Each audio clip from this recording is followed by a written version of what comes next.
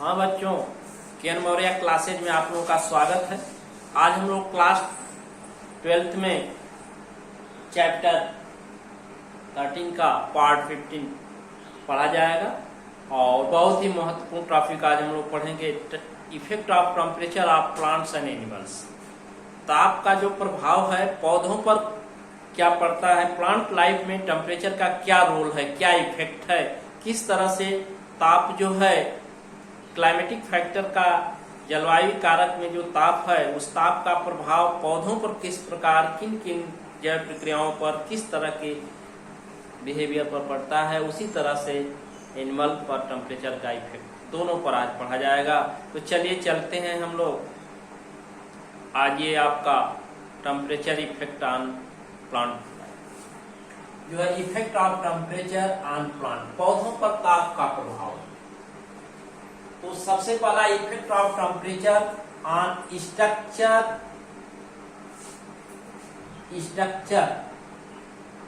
Of plant body.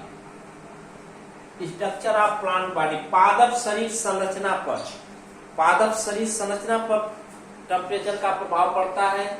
जैसे देखते हैं कि धूप में रहने वाले पौधे लंबाई में छोटे और छाए में रहने वाले पौधे लंबे हो जाते हैं। तो structure of plant body, life process, all life process, सभी जैव प्रक्रियाएं और जियोग्राफिकल डिस्ट्रीब्यूशन, भौगोलिक वितरण पर ताप का प्रभाव पड़ता है। तो सबसे पहला पॉइंट बच्चों है कि ताप का जो है पौधों के पादप संरचना, शारीरिक संरचना, plant body, structure of plant body and life process and geographical distribution. Temperature affected the structure of plant body, life process and geographical distribution. पौधों पर ताप का, पौधों का जो है ताप, पौधों पर ताप का प्रभाव उसकी शारीरिक संरचना, सभी जैव प्रक्रियाएं तथा भौगोलिक वितरण पर पड़ता है। दूसरा है effect of temperature on flowering, पुष्पन, पुष्प, बड फॉर्मेशन, बड से पुष्प के खिलने, development of sexual part of flower, पुष्प के जनन अंग, नर और मादा जनन अंगों के विकास अर्थात फ्लावरिंग, पुष्पन, and opening and closing of stomata affected by the temperature on plant life. पौधों के जीवन में ताप जो है बच्चों पुष्पन क्रिया पर और रंध्र के खुलने और बंद होने की क्रिया पर प्रभाव डालता है। Opening and closing of stomata affected by the temperature and flowering of plant life affected by the temperature. पौधों में पुष्पन की क्रिया ताप के द्वारा प्रभावित होती है और पौधों में जो है रंध्रों के खुलने और बंद होने की क्रिया जो है टेम्परेचर के द्वारा इफेक्टेड होती है। अगला है इंक्रीज टेम्परेचर, यदि ताप बढ़ता है तो increase metabolic activity of plant, तो पौधे की उपापचयिक क्रियाएं बढ़ती हैं। Increase metabolic activity, increase temperature, ताप के बढ़ने पर पौधे की उपापचयिक क्रियाएं बढ़ती हैं। जैसे very high and very low temperature cause the death of plant, जबकि बहुत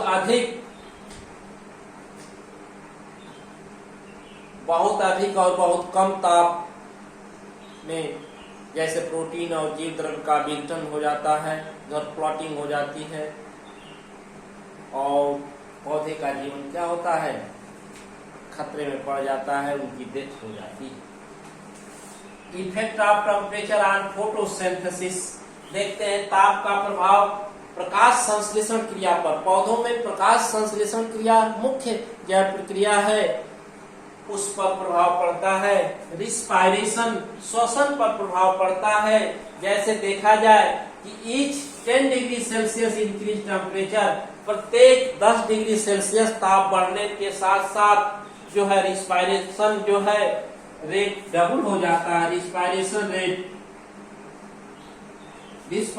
रेट डबल, श्वसन दर दुगनी हो जाती है। ध्यान दीजिएगा, ताप जो है पौधों के प्रकाश संश्लेषण क्रिया और श्वसन क्रिया पर प्रभाव डालता है।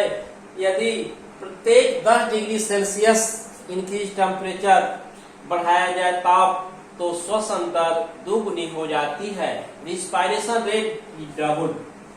अगला है increase temperature increase transpiration.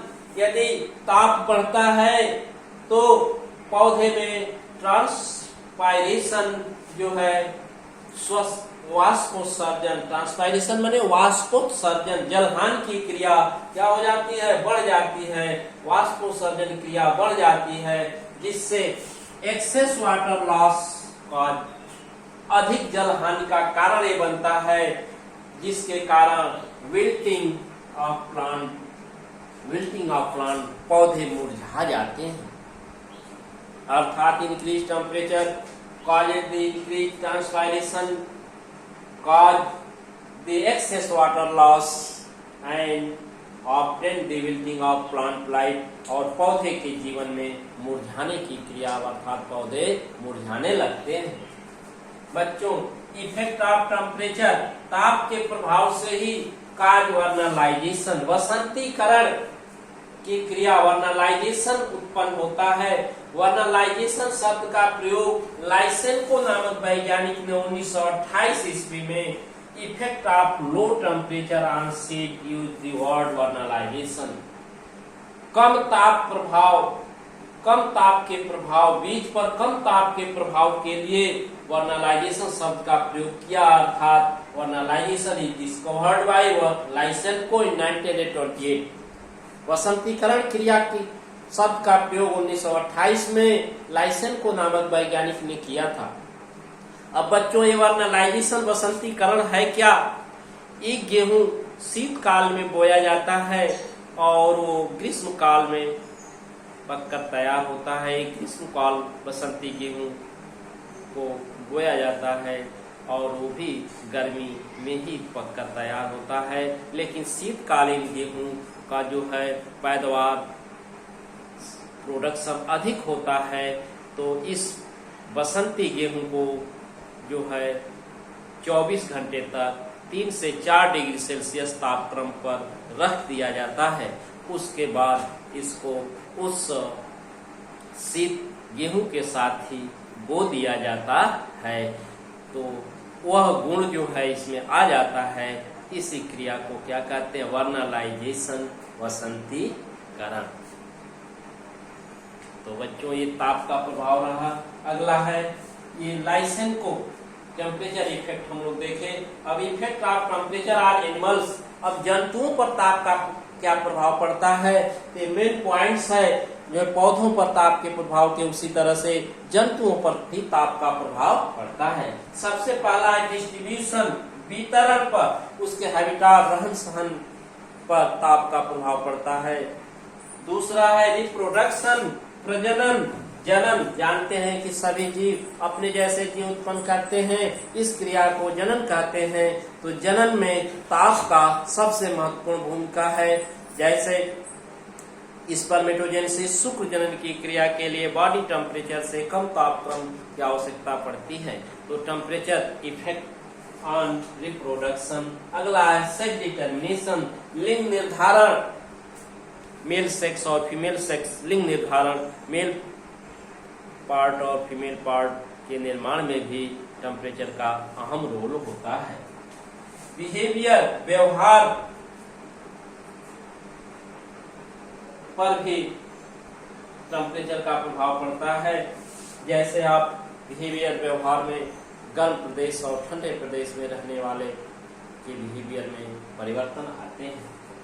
Development परिवर्धन, बच्चों डेवलपमेंट परिवर्धन, मैक्रेल एनिमल एक पर टेम्परेचर इफेक्ट देखा गया है। एक मैक्रेल जंतु है, उसके अंडे पर ताप का प्रभाव देखा गया है कि उसके अंडे पर भिन्न भिन्न टेम्परेचर यदि रखा जाता है तो एक हैचिंग की टाइम पीरियड बढ़ती है और चाइल्ड डेवलपमेंट उसके बाद होता है। जैसे मैक्रेल के अंडे को यदि सबसे पहले 21 डिग्री सेल्सियस तापक्रम पर रखा जाता है तो 51 घंटे में ही उसमें एक हैचिंग होकर के चाइल्ड फॉर्मेशन, बच्चे का निर्माण हो जाता है।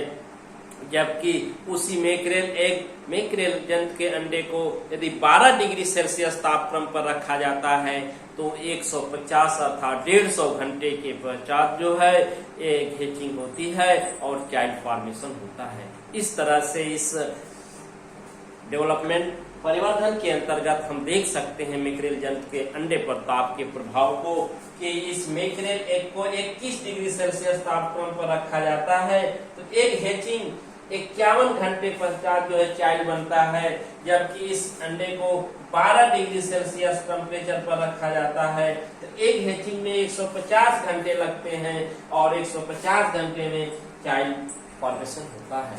इस तरह से बच्चों आज हम लोग ताप के प्रभाव को पौधे और जंतुओं पर अलग अलग देखा गया, तो आप वीडियो को पूर्ण रूप से देखें और सभी बच्चे प्ले लिस्ट में जाकर के लिंक के पीछे की वीडियो का रिवीजन कर डालें। आपका टेस्ट जो है सोमवार को होगा, जिसकी सूचना व्हाट्सएप ग्रुप से दे दी जाएगी। इसके लिए बहुत ही आवश्यक है कि आप पीछे के वीडियो का रिवीजन कर डालें। Thank you.